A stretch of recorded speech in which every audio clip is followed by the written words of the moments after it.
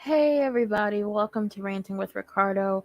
I am back for another recap review because it's my channel. I can do what I want. If you hear my fan, it's hot. If I don't sound as enthusiastic, hold on now. Did y'all get the intro? Oh, hello. Hey, it's Nikki. I'm back for another recap review because it's my channel. I can do what I want. Um, if y'all didn't get the intro, I'm just saying no. If you hear my fan, I'm not turning it off. It's like really hot.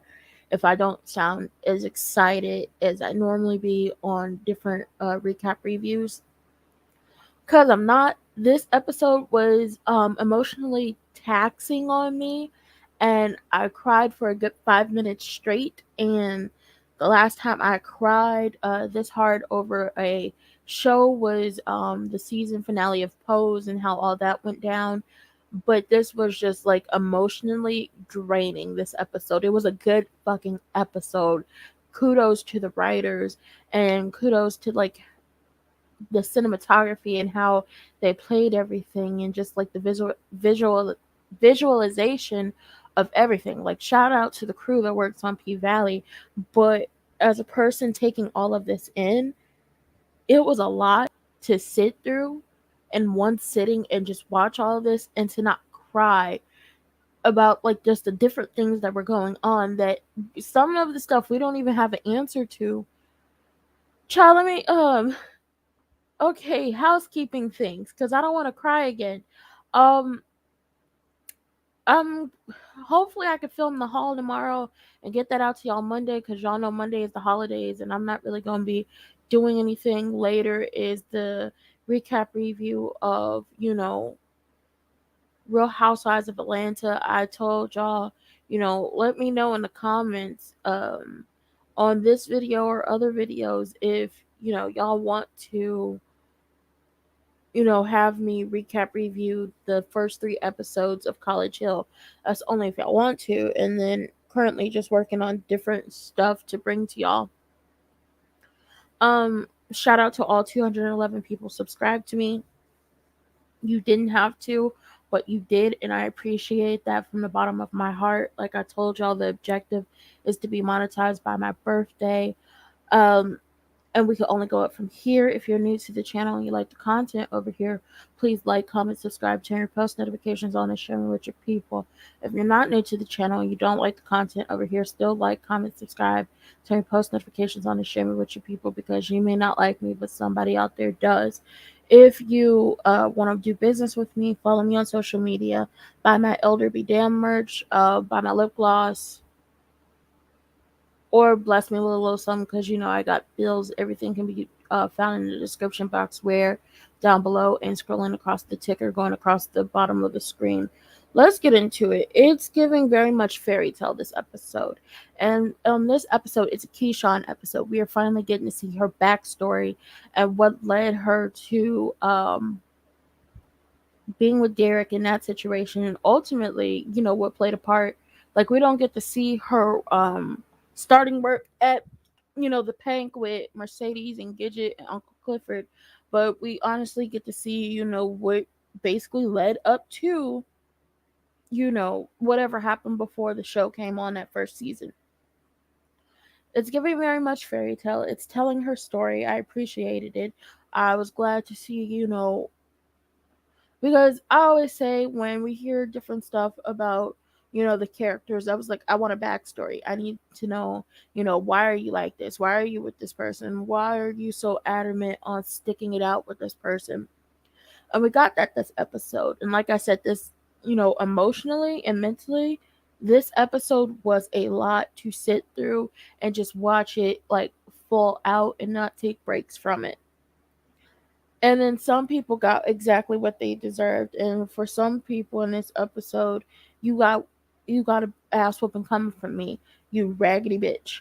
So we get into it. It's giving fairy tale. Uncle Clifford is narrating this episode. And it's the Legends Ball in Atlanta, and it's celebrating all of the strippers who have come before, Mississippi and Mercedes and everybody, just celebrating them. So we got the Guels out. Gigi McGuire, Jessica Dime, Miami Tip, Jocelyn, Keyshawn, a legend in her own, a legend in the making.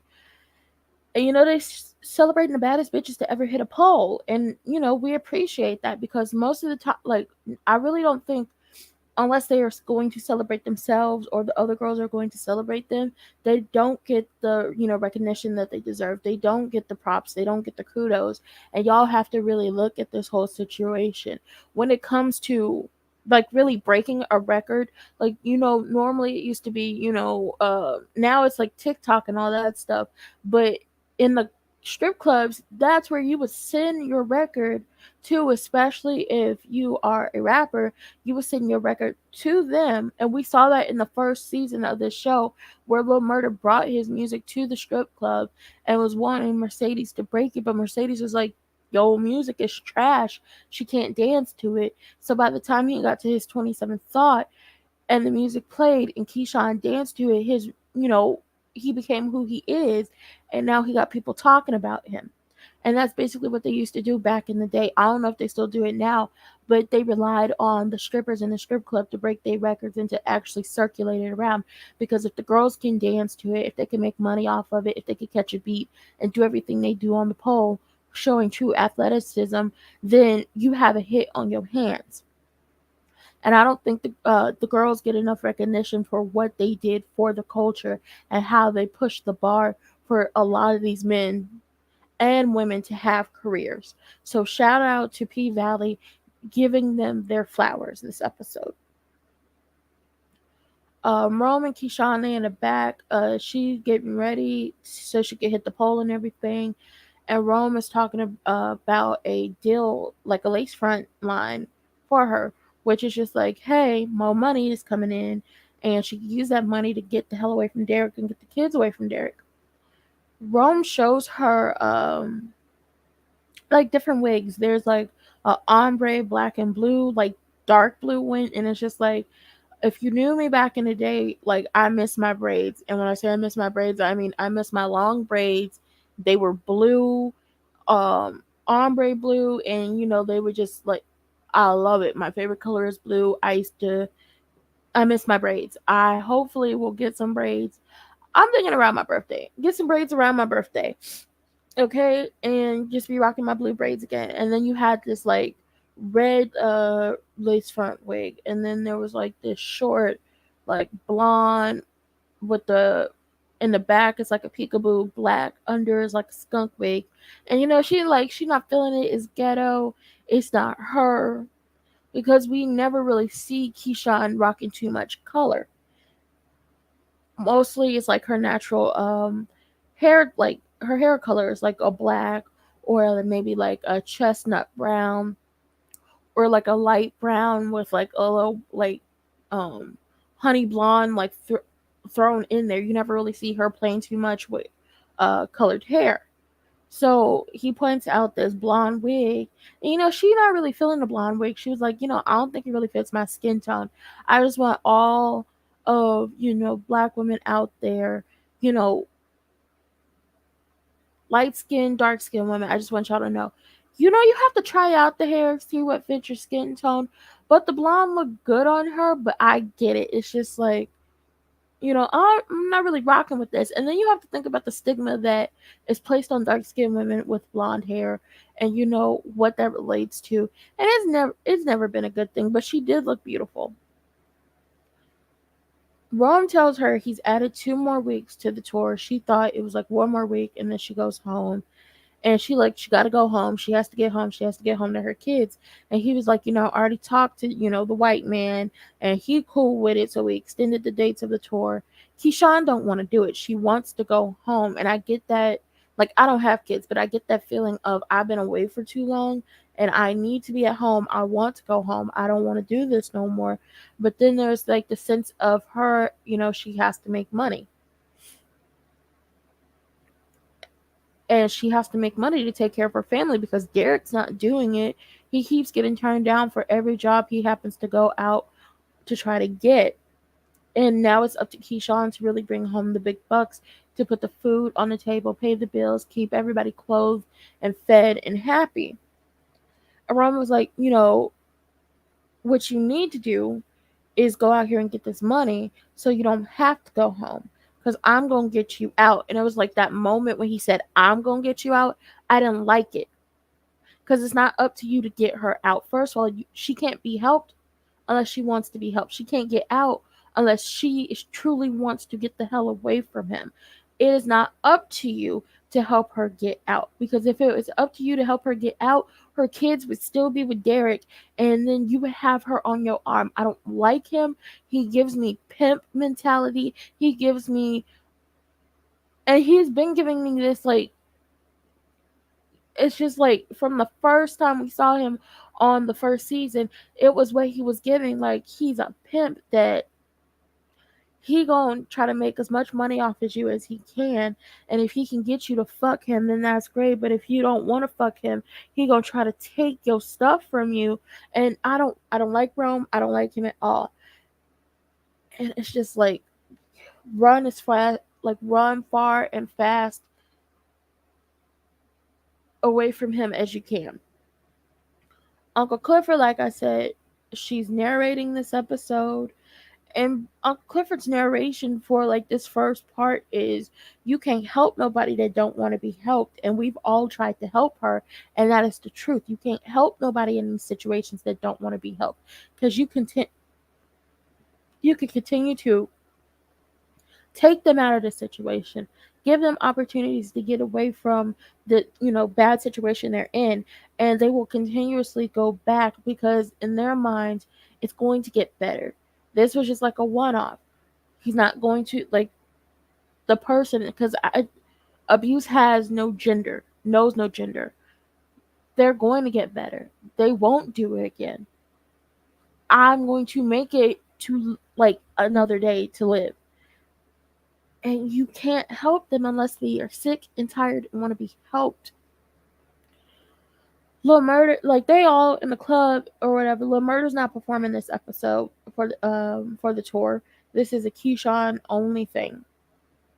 And he was talking about they could at least had him do Mississippi Pride.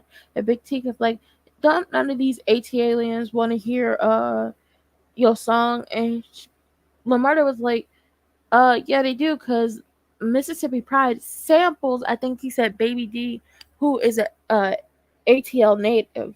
And they just going back and forth. They're having a lover spat in the club. Jocelyn, I didn't mention, like, what Rome said, because he don't fucking matter. Jocelyn, I said they have a lover spat because, last episode after they did the do and got down, and, everybody was mad about it. And it's just like, they are two in real life, heterosexual men who are confident in their sexuality and can come up here and play these parts like they need to be played. If you have a problem with that, then there's something going on with you that you need to go get help with.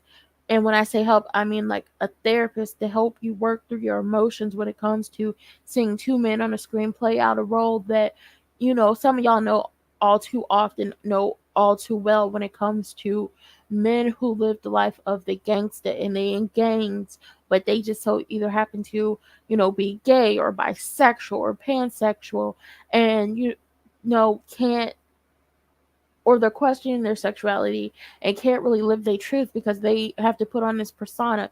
Y'all know that life way too well, and y'all are upset because it's being pushed to the forefront, and you being slapped with it on a Sunday. That's y'all problem, and I don't want to hear it, because y'all had no problem with Mercedes getting her coochie ate by Farrah crazy ass, because it looked like come next episode she gonna be becoming very obsessive with that lady. But like I said, they having a lover spat. They did the do last episode. And then the next morning, Big T holding the postcard to Uncle Clifford. And all I got to say is, Big T, don't play with me. I knock your ass down in size. I will. I don't care who you are. Don't play with my don't don't play with my Uncle Clifford. Jocelyn comes down from the sky. She being herself. She's not an actress. We all know Jocelyn can't really act like that. And, she is giving the girls their flowers. Like I said, it's Gigi McGuire, Miami Tip, Jessica Dime, Keyshawn. She's giving them their flowers. They play Do It Like It's Your B-Day. But it's just like we all know that Do It Like It's Your B-Day didn't get big until For Real. And I'm going to say it, and y'all can disagree if you want to. Bondi Blue playing it all the time and singing it all the time, especially when she got the Jeep. I'm just saying. Because wasn't nobody really checking for Do It Like It's Your B-Day like that. And she do a little something on the pole, but she don't do a lot. And then she introduces Keyshawn, and Keyshawn, like always, puts on a motherfucking show. And she, like, I'm paying attention to it, and I was just like, she has you in this trance, and it's giving very much. Once again, shout out to Bondi Blue. She said it's like the fairies from uh, what was the show? True Blood, and I've watched True Blood. I should go back and rewatch it. But she said it's giving the fairies from True Blood, where they have people in a trance, but they're attracted to shiny things, but they are really just put you under their spell for however long they need you to be to get you to do stuff for them. And I saw that this episode. I saw it last episode, but I really saw it this episode. And like I said, this episode it's all about Keyshawn. And we got a little of not everybody down to Chuckalisa and the Pank sprinkled in. No, it's like the people on the tour sprinkled in. It's her backstory. So we see that Keyshawn met Derek and Gidget in high school when she transferred from, I want to say it's not Tuscaloosa, Tuckahoma or something. She went to live with her father and transferred to Chuckalisa High School, and she tried to join the cheerleading team. And we all know that Uncle Clifford mentioned that Gidget used to cheer for Ole Miss, and she was a cheerleader. So you got Gidget on the cheerleading team running what was it? Running the tryouts. Keyshawn, she tries, but the stunt doesn't work and she falls. And then her stepsister comes in and she does the stunt and she does amazing.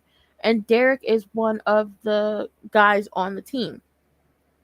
Some of the dudes start harassing Keyshawn because she's not paying them no mind. She's not talking to them. She's sitting on a bench. She got the ice pack on her head because she fell. And they being colorist towards her. And it's like, black man, dark-skinned black man being colorist to a dark-skinned black woman, calling her burnt chicken nugget, just being rude, mean, and nasty to her. And here we get the first inkling of what caused Keyshawn to ultimately fall for Derek. Derek defends her against the football player. Tells him, leave her alone. She ain't do nothing to you. And when Derek turns around and leave, the football player spits on him. So he turns back around, walks up on the football player and his friends, and commences to whooping all they asses. So now we see, the first inkling of this man who protected me in a way that possibly no one has ever protected me before, because then we get an inkling that, yeah, her father wasn't shit and didn't try to help her and didn't try to protect her in life. Keyshawn's stepsister Alicia gets a spot on the cheer team. Keyshawn didn't make it. Derek and Keyshawn talk and they flirt, and he compliments her. We find out that the football team players, they got suspended. They don't miss homecoming. Derek didn't get suspended. One, because I'm thinking he's white. Two, because I think his family has money. So, they was gonna give more to the school to make sure he didn't get suspended. And I say 3. I hope I went 1, 2, and 3, and not A, B, and C. But 3 because the school wants another cheerleading, like national cheerleading championship, and Derek is one of the people who's going to help them get it. He flirts with Keyshawn and he compliments her. And again, he is giving her everything she hasn't had before. And he's like really in her, at this point in her mind, he's complimenting her. The opposite of what the football players did. He defended her, the opposite of what we see her daddy didn't do. And she's gravitating towards this. And this is the type of stuff that happens to girls, young girls and women whose fathers weren't there to teach them how they should be loved, to pour into them with, all the love and care in the world, and to pour into them to show them that this is how you're supposed to be treated. Nobody should ever try to take anything from you. Nobody should, be beating on you, nothing. So Keyshawn is at home with her stepmama and her stepsisters. You got Alicia and Veronica. And I thought the girl's name was Veronica, but it's Veronica. And the stepmama is played by um the girl from Beauty Shop who, you know, when Gina took over the shop, the two left. The light skinned girl with the hat, her, or if you've watched Hair Show, she's the one who gets into a fight with Taraji P. Henson and basically gets her hair done for free because Taraji's character was gossiping. And Keyshawn's stepmama ain't shit. Like, she got Keyshawn playing hairdresser and assistant. She doesn't consider Keyshawn her daughter because she was like, it's so hard raising two girls. And Keyshawn had to correct her, three. You're raising three. And she was like, oh, yeah. Kind of forgot about that. Kind of have to get used to that. And she tells Keyshawn, you should go to cosmetology school. And Keyshawn was like, my daddy ain't gonna let that happen. Mind you, daddy ain't even in the house. He on a business trip somewhere. And Keyshawn accidentally burns the a piece of hair off the stepsister Veronica's ponytail, and the stepmama starts yelling at her and starts like berating her, and she's just being colorist and texturist and telling Keyshawn, because Keyshawn mentions, we could fix it, maybe like a quick weave. And she was like, yeah, maybe that's what you would do because you ain't got no hair. But with this baby right here, her hair is all that she has. It's all that makes her beautiful. You up here trying to destroy her. You're taking away her beauty. Her beauty lies in her hair. And I was like, that's got to be the saddest shit I ever heard. Yes, I love my hair, I love my crown, and I will take care of it because that's another thing that makes me beautiful. But what makes me beautiful is what is my soul and how I feed it and who I am as a person, who I am on the inside and who I am on the outside, and how I pour into other people. That's what makes me beautiful. I could be as conceited as hell as when I say, if my mom and my daddy didn't do a motherfucking thing in this world, they gave me a motherfucking face. I've had the same face since I was a baby. I've just grown up. But to say that, it's a waste of yellow skin and how her hair is all that makes her beautiful, yeah, maybe for you, but if you poured into your daughter, she would realize that, okay, beauty pageants are great, but I have so much more to offer. And it's just like, what the fuck do y'all be thinking when y'all raise these kids? Do y'all not pour into them correctly and tell them that they are beautiful on the inside and the outside? And even though, the outside beauty is what people see, you have to let the inside beauty shine out above the rest. I don't get what. This is why I say some people aren't meant to be parents and some people shouldn't be parents. She is the prime example of why you shouldn't have children. If you don't know how to raise them correctly and pour into them correctly, of course you're going to make mistakes. All parents make mistakes. But to say that about your daughter and to treat your stepchild like that shows how much of a hateful, spiteful witch you truly are. We go back to the high school and we see them having like little lunch and everything. And the stepsister is walking out and she's a beautiful girl. And dudes are just like hitting on her, asking her out, and she's like, no, I'm good. And they all sitting down at the table talking about this Christmas dance that they have. And when the school, it used to be called the mistletoe, like they call it the mistletoe dance at Chuck Lisa High. But when the school became more started having more black students, the white people with the money started to host another dance for the white kids, and they call it Cracker Toe. And Gitch like, she not going. First of all, it's held on the plantation. Y'all need help. But then again, it's Mississippi, so why would I think anything less? Gidget says she not going because, they'll make fun of her for her TJ Maxx dress because y'all know Gidget grew up in a trailer park. I wish Gidget was on more this season so we could find out, like, why, even though she cheered for Ole Miss, what made her come back to Chuckalisa and then started dancing at the Pank. And the sister Veronica, she was like, I heard they sacrifice pigs and stuff like that. And Alicia was like, where'd you hear that? She was like, the third floor bathroom wall, and she was like, Alicia told her, don't believe all that. And she was like, well, if I believed everything I saw on the wall, then I would believe that what they said about you giving good head. And it's just like, ooh, well then. And Keyshawn was like, girl, don't pay that no mind. That's a compliment. And you saw kind of like Alicia's face crack. And I was like, did something happen to her? Is something happening to her? Which then later on in this episode, kind of like something is happening to her, which has probably made her hypersexual. Mind you, they talked about Derek and how he's hounding Gidget about her cheer dues, and she don't like him. So we know this, her not liking him goes all the way back to high school before Keyshawn even stepped on the scene. It starts raining. Keyshawn is walking home. Derek catches up with her and offers her a ride, and they go to the diner Taffy's. Now, we saw this diner in the first season. It just so happens that way back when in the Gap, that Patrice was a waitress at Taffy's. And I was like, oh, she's not always been a crooked ass Christian preacher. Got it. So, they talking. We find out he has a scholarship to Ole Miss for cheerleading. He's going to be the co-captain. It's a full ride. And he's like, I don't need a full ride scholarship. My folks can pay for it. But, it's still great to make sure they don't have to pay for it.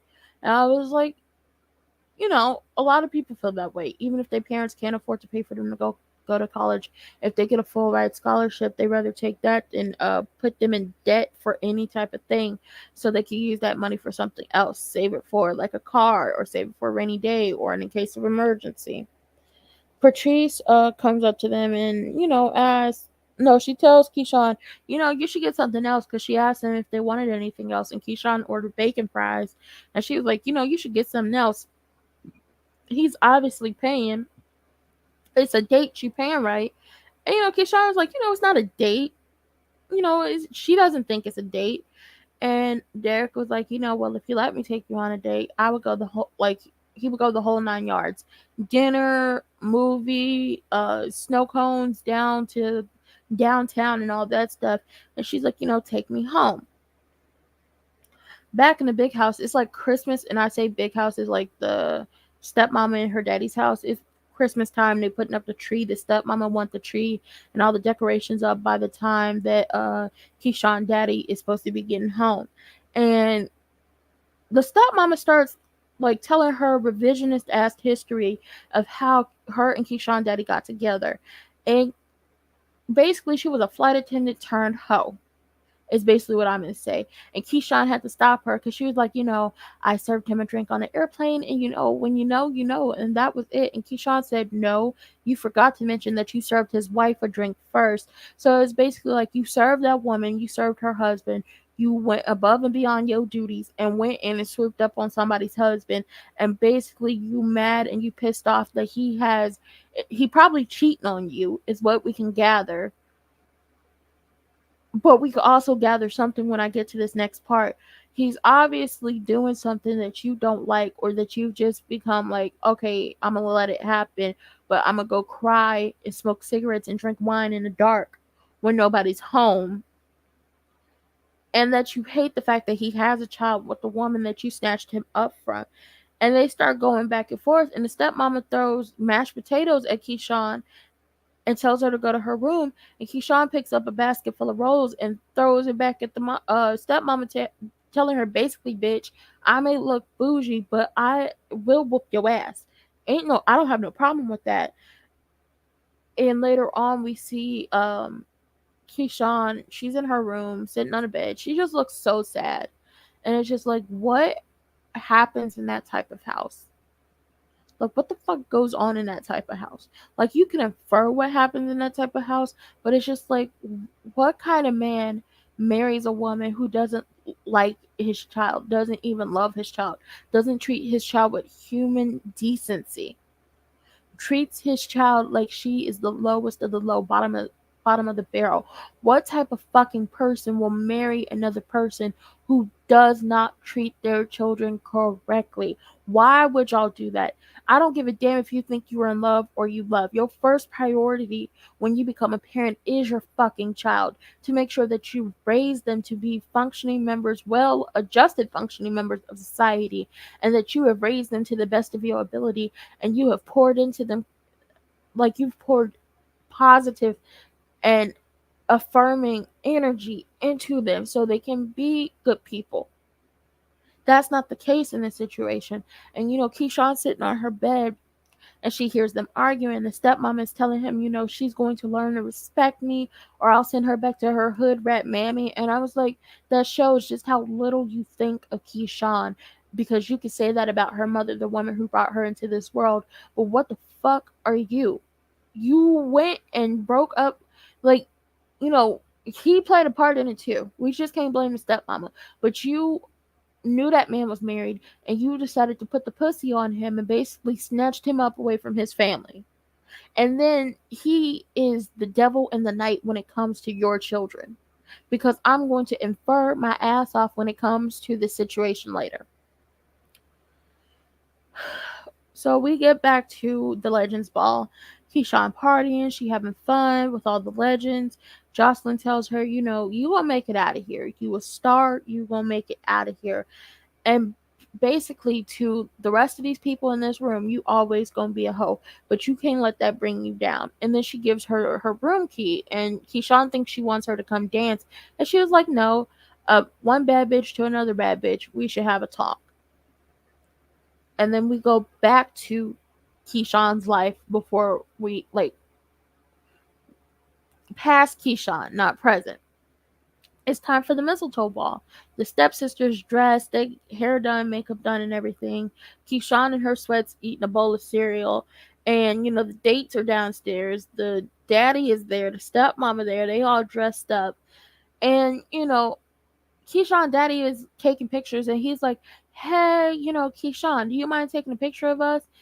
So he goes to get into the picture and you see, like, when he puts his arm around Alicia, the stepsister, and kisses her forehead, in her eyes she looks so sad and she flinches when he touches her. And it's just like, so you mean to tell me that this man is possibly sexually abusing Alicia? I don't know if he's sexually abusing Veronica, but it's damn sure it's Alicia, because you can tell. Context clues, pay attention.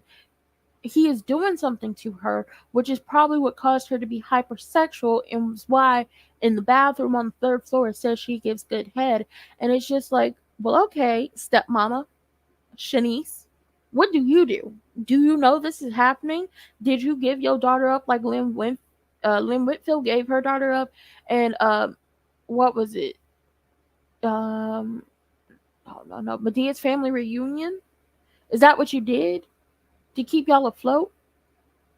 To keep having the life you've become accustomed to?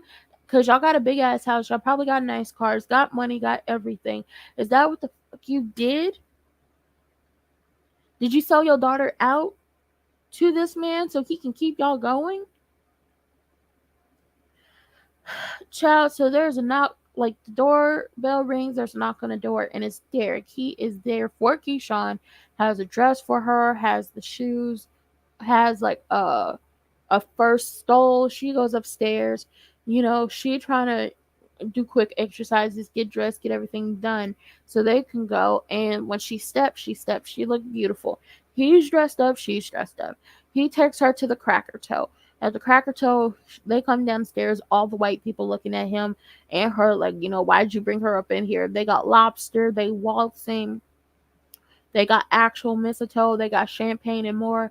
And then you see on the other end at the mistletoe down at the school's gymnasium, they got red Solo cups, asses is shaking, they got chicken and deli sandwiches. The music is two completely different things. So you see basically what them snatching the money out of the school did. And it showed that, yeah, y'all some racist motherfuckers. And it shows how it's like the have and the have nots. You see how one half lives, you see how the other half lives. And seeing how this half lived kind of got to Keyshawn and made her, like him even more. If she hadn't already liked him based off the things he was pouring into her that her own father didn't do, it's seeing how he lives is, making her like him more. We head outside after the dance, and we find out that Derek's mama is the head of the mistletoe committee, and she basically a racist white lady, is what I can infer, that does not like Keyshawn. And Derek Daddy beats on him, which now we know where the fuck he gets it from. Like, it just didn't come out of nowhere. He just didn't start beating on him, and he grew up in a happy, healthy family that wasn't racist. No, his fucking family is racist, and his daddy beat on him. Out of nowhere, it starts snowing, which is just like, it's so beautiful. It makes her happy. Derek is trying to get her in the car, but she just wants to enjoy the snow. And another thing to push them together. They end up getting it in the backseat of the car, and when we see Keyshawn get home, the stepmama, like I said, she's in the dark, smoking a cigarette, drinking, and she was like, you're the good daughter tonight. You made it home before Alicia and Veronica did. Once again, one or both of them might be hypersexual based off of what Keyshawn's daddy is doing to them that the stepmama knows about, because she tells Keyshawn, everything looked like it fits you and you look so good. And she tells her, be careful of becoming a man's Barbie doll, because everything will be fine and well, but once he gets sick of you, and once he gets tired of you, and once you become too old, he then moves on and finds him another Barbie doll, which makes me think that, yeah, he is doing something to your daughters, and you've just, you know, accepted it because you want to live a certain life, and that's what he's going to give you. Back in the suite, they throwing money, they counting it up, they getting everything together. Wody and Keyshawn pick up on the fact that Lil Murder and Big Teak are having a lover spat, and they communicating like not like they're having nonverbal communication with their eyes. Like, is they fucking? Yeah, they fucking. So, okay, we get it. Rome comes in with the hotel keys for Murder and Big Teak and Wody. Rome starts starting shit with no, he staged starting shit with them, and he basically tells them to be grateful because they was trying to get ready for the party, and he was like, oh no, y'all can come to the party, and be grateful that I used my clout to get y'all these hotel rooms. And him and Big Teak start going back and forth and arguing. Big Teak leave, and Little Murder goes after him, and then Rome leaves, and it's just a whole fucking mess. And then Keyshawn, she getting her outfit together to go to the party, and she's like, I'll get y'all room keys, and you can stay in here for the time being. And Wody tells her, I don't like your hair. And she's like, what you mean? He was like, I like your natural hair, the what grows out of your scalp. And I was like, yeah, I didn't particularly like the wig, but at this point, Rome is kind of trying to control her, and that's why he put this blonde wig on her. We get to Keyshawn and Derek, and she is now 8 months pregnant. They are in the house that we see them in this season, because we didn't get to see their house last season, but the house that they are in a flashback is the house they are presently in. And Keyshawn not liking none of the onesies. She's not feeling the colors. She had one color picked out, and nobody got those colors for her. And they talking about how Derek mama and his family, weren't really trying to help in the beginning, and they're not really trying to help now. And Derek is like, I should have listened to my mama when she said she was a gold digger. And Keyshawn was like, yo, mama didn't even do nothing. My daddy is the one who helped us get this place. And Derek started screaming at her how he shouldn't have dipped his dick in her, and now he's stuck with some taking care of some backwoods bitch. And Keyshawn was like, stuck taking care of me? I'm the one taking care of you. And she starts listing off how she is the one who's working at 8 months pregnant down to the Walgreens to put food on the table to pay the bills, and he ain't doing a motherfucking thing. And he, as Keyshawn's laying on the couch, 8 months pregnant and all, goes over to her and chokes her and blames her for her getting pregnant. Sir, I don't remember you pulling out a condom. I don't know if it was just like that one time, but bitch, I don't remember you pulling out a condom in the backseat of that car. And he says, she trapped him and all this. I was like, trapping you for what? She thought she loved you. She really thought you were her Prince Charming, her white knight, the person who was going to come save her and heal all her wounds emotional and physical from whatever her daddy caused her. And we are now seeing that you ain't that motherfucking person. Ain't nobody motherfucking trapped you. And now we know he really blames her because his parents kicked him out, and also he didn't get to go to college. Which is just like, you could have gone to college. You had a full ride scholarship. Keyshawn could have been at home, or y'all both could have been at home with the baby. You could have like had your little work study or whatever, help and take care of. But okay, I see you, raggedy motherfucker, acting just like your daddy. Keyshawn, like, okay, so we get back to present Keyshawn. Keyshawn goes up to see Rome, cokehead ass, and he tells her, the hair deal fell through, but we got the stripper hill deal, and it's not as much money, but you gonna get like maybe 3% off top. But it's just like, it's bringing money to the table. But Keyshawn, like most of us know, that hair is $1 billion industry, and her having her own hair, like lace front line, would have made her a lot of money, because everybody is wearing lace fronts. You got lace fronts on movies and TV shows and soap operas and reality shows, um music videos, award shows, tours, just motherfucking cuz. The wig, weave, hair industry is $1 billion industry, and if you can get your footing in that industry, kudos to you, especially if you are a black person getting your foot in that industry, because you are going to make a lot of money. Lace fronts is a big thing, especially because it allows for like movies, TV shows, if you're going on tours or anything, it allows you to switch up the hair without damaging somebody's actual hair. And he's like, go check out the shoes, because she tried on the shoes, perfect fit, like Cinderella in her glass slipper. He's like, go check out the shoes with your floss and a full length mirror. I'm gonna go get dressed. Mind you, he was in his robe on the balcony. He come in and she's checking herself out, robe open, dick swinging. I was like, oh, it's nice. I don't know if it's yours or if it's prop or whatever, but it's nice. And he like comes up to her, feeling on her, talking about don't be scared or anything, you know, basically telling her how he wants her, and he's trying to play Keyshawn like she's not smart, and basically called her a hoe and a basic ass stripper. And she says, no, I'm none of those things. I'm very smart, and I know that I'm in control of everything. You think that when a customer, because he was like, oh, you giving him nasty ass lap dances ain't gonna fly. And she was like, no, when I give a lap dance, I'm giving charity.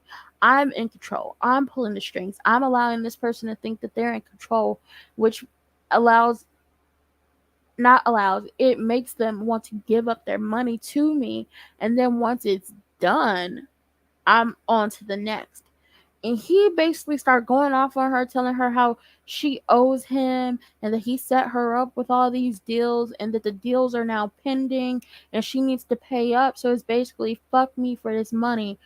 And it goes back to what a lot of people thought when they first saw him in the first season. And he was telling her everything he could do for her, that he just trying to fuck her, and he's nasty as a motherfucker. And he was using these opportunities, dangling them in her face to try to get her to do whatever he wanted her to do. And he has the wrong motherfucking one, because that's not the case here. And she walks away and goes into like the room area, and he follows, basically telling her that once again she owes him. And then he starts talking about love murder and her being his beard, and she's like, you ain't got no proof of that. And he pulls out the phone with a video of love murder and Big T.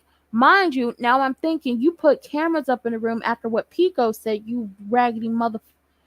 Oh, I can't stand him. And he tells her, he ain't no gangster. He calls him the F word. I'm not saying it. He ain't no gangster, just like you ain't no princess. You ain't nothing but a hoe. And he throws her on the bed, and he was like, in your mind,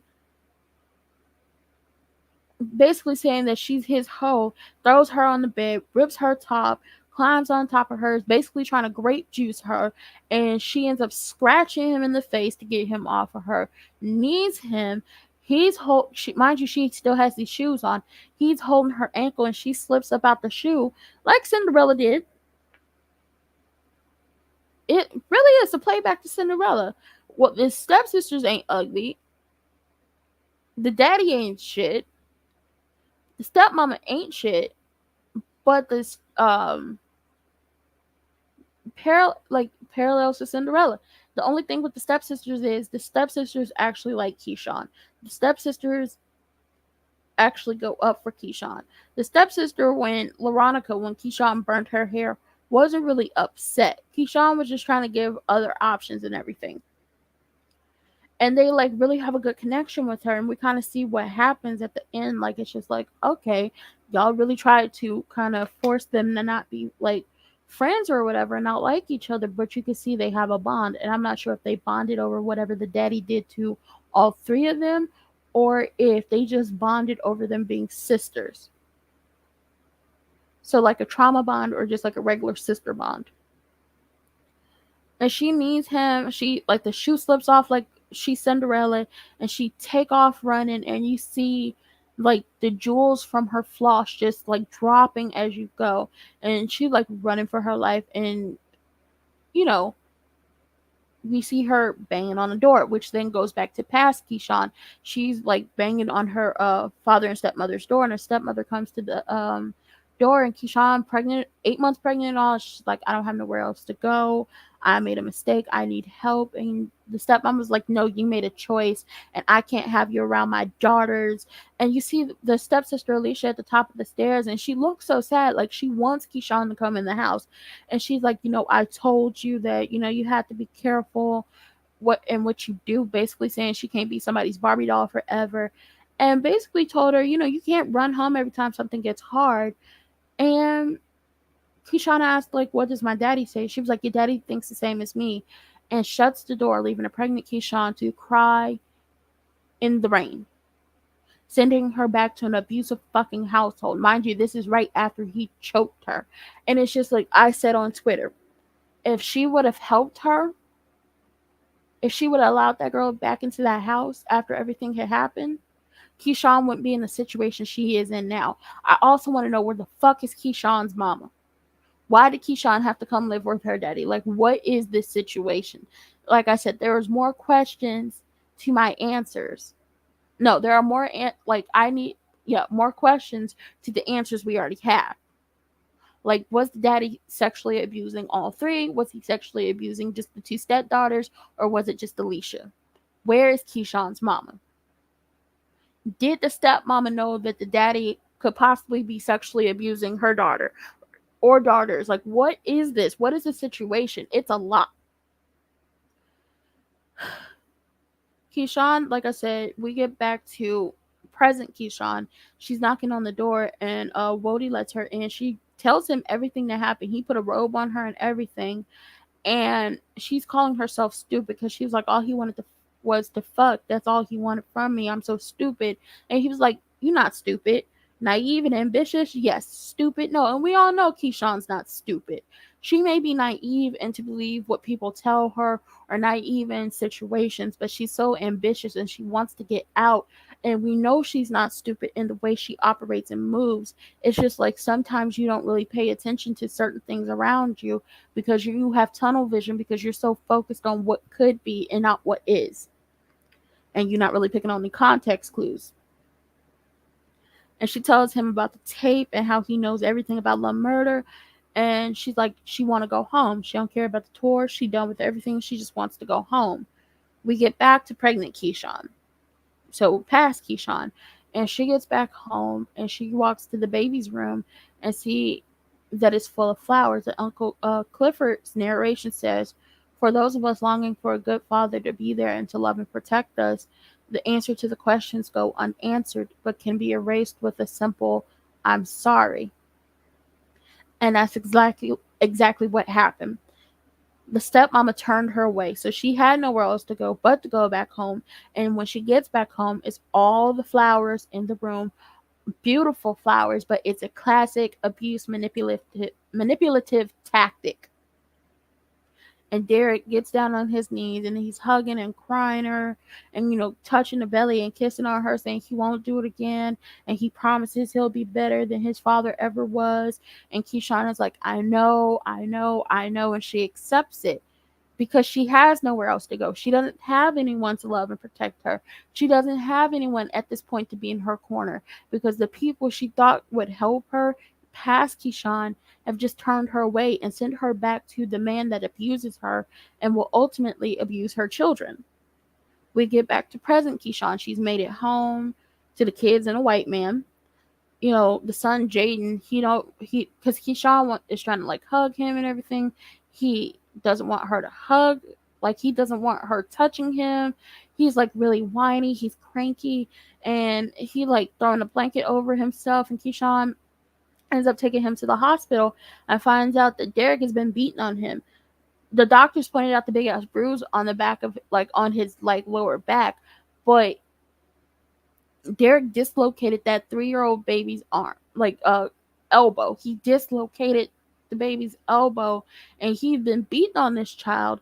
And this is where like the episode in itself was emotionally taxing, but it's just like the when we get to the end of it, it was like too much. So Keyshawn gets home, and he's ironing his stuff, getting ready for an interview, and I was like, oh, he got the iron out. Okay, this can't be good. This is giving me flashbacks to good times, and Penny's mama burning her with the iron. And Keyshawn's like, you didn't ask me about, what the doctor said or everything. And she basically runs it down to him. And he was like, that didn't happen. He's denying it, but she knows he did it because he's the only one that's been with the kids for the past 2 weeks. And Keyshawn tells him, you can beat me, but you won't beat my children. And he basically goes on this rant like, these kids are driving me insane. He's crying and whining too much. You've been gone for 2 weeks. You don't know what's going on. He can do whatever he wants. Those are his kids. If he wants to treat his kids like his father treated him, that's what he can do. And she's telling him, like, if he's whining, you have to comfort him. You don't get angry and beat on him.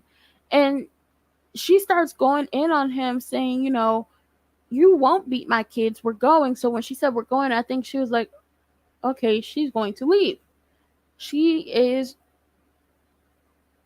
I think this is the climax of her being pissed the fuck off and ready to go. Like, she is gearing up to be ready to get the hell out and get the hell away from him.